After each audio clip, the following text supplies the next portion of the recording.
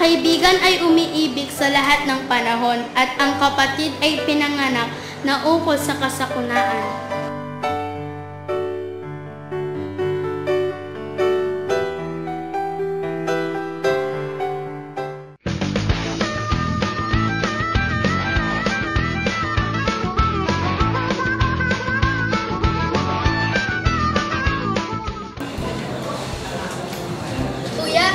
Ginhawa po itong melon juice.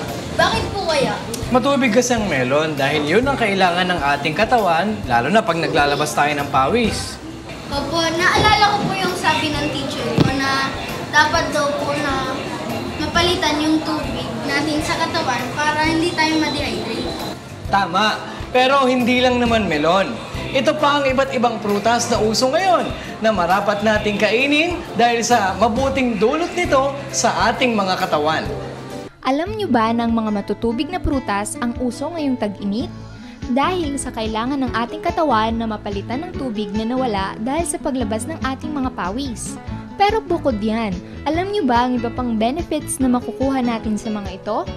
Ang pakwan o watermelon ay punong-puno ng minerals at vitamins. Sa 1 cup serving ng fresh watermelon ay makakakuha ka ng around 48 calories. Magaling din na source ito ng vitamins A, C, B1 at B6 at minerals gaya ng potassium at magnesium na kailangan ng katawan. Samantala, ang pinya at mangga na bukod sa pagiging good source of vitamin C ay may iba't iba pang minerals na makukuha. Ang pinya o pineapple ay nakapagpapatibay ng buto. Mabuti rin ito sa may ubo at sipon na bigla-bigla na lang dumarating sa atin. At ang mangga o mango ay mabuting panlaban sa kidney problems, sa lagnat, respiratory problems at sa constipation. Ang singkamas naman ay gamot sa hemorrhage o ang abnormal na pagdaloy ng dugo sa ating katawan. Kaya kids, habang usong mga ito, kumain na tayo ng mga prutas. Naginhawaan na tayo, nakakuha pa tayo ng mga vitamins at minerals. Ang galing! Nag-enjoy ka nang kumain. Marami ka pang nakuang vitamins at minerals. Oo nga. Sabi sa akin ng lolo ko, lahat ng usong prutas, kainin ko. Dahil yun pinatubo ng Diyos, dahil yun yung kailangan ng ating katawan. Tama yun, Mikey. Nilikha ng Diyos ang prutas dahil yun ang kailangan natin kainin. Diba, Mr. Jacob, saan po ba nakasulat yun? Nakasulat yon sa Henesis 1:11. Ganito ang sinasabi.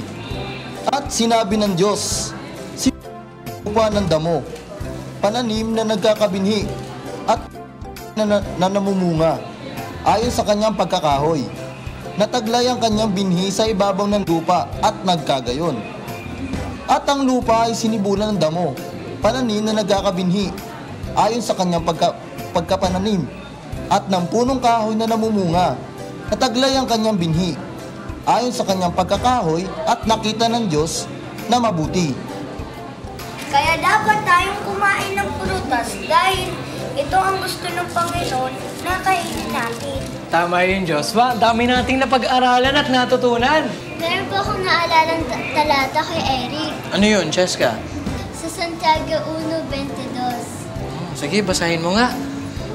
Datapot maging tagatupad kayo ng salita at huwag tagapakinig lamang na inyong dinadaya ang inyong sarili. Dapat po pala, tuparin natin ang karunungan na ating natutunan para huwag tayong magsisi sa bandang huli. Tama yun, Mikey. Pero kailangan natin magpaalam sa ating mga barkada kids. Sana marami kayong natutunan sa ating pinag-aralan ngayon. Kung lolobin po ng Diyos ay magkita-kita tayo muli sa susunod na Martes. Para sa mga karunungan na may kinalaman sa ating mga kalusugan. Dahil ang kalusugan ay kayamanan. Kaya't pagsapit ng alas 5 ng hapon, laging sumubaybay dito sa UNTV mula Lunes hanggang Biyernes. Sa programang naghatid sa atin ng karunungan at saya, Ang nag-iisang KD Bible-based educational show ang Kawan ng Cordero!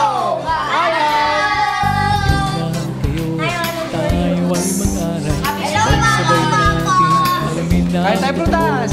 Kawan ng Cordero sa inyo'y nag-aanyaya.